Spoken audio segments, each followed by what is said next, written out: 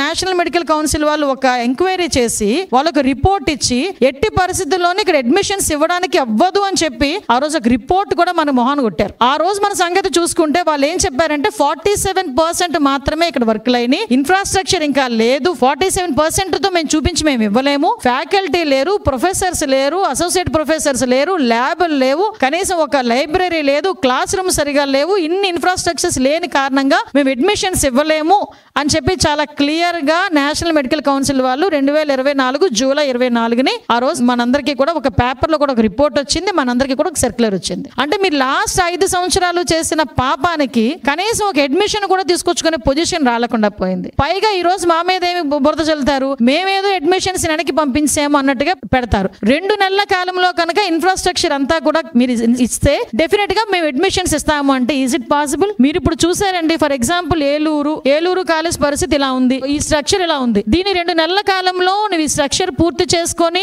లేకపోతే దీనిలో ఇన్ఫ్రాస్ట్రక్చర్ ఇచ్చుకొని లెక్చరర్స్ ని, అసోసియేట్ ప్రొఫెసర్స్ ని, ల్యాబ్ ని, లైబ్రరీని ఇవన్నీ కూడా ఎస్టాబ్లిష్ చేయగలమా 2 months లో? అంటే 2 నెలల కాలంలో అది జరిగే పరిస్థితి కాదు. కాబట్టి ఆ రోజు మేము కూడా కాసేపు ఆగాల్సి వచ్చింది. దాన్ని ఏ రకంగా ప్రొజెక్ట్ చేశారండి? వచ్చిన మెడికల్ సీట్లు వెనక్కి పంపించేశారు. అంటే మీకు బుర్రుండి మాట్లాడుతున్నారా, బుర్ర లేకుండా మాట్లాడుతున్నారా?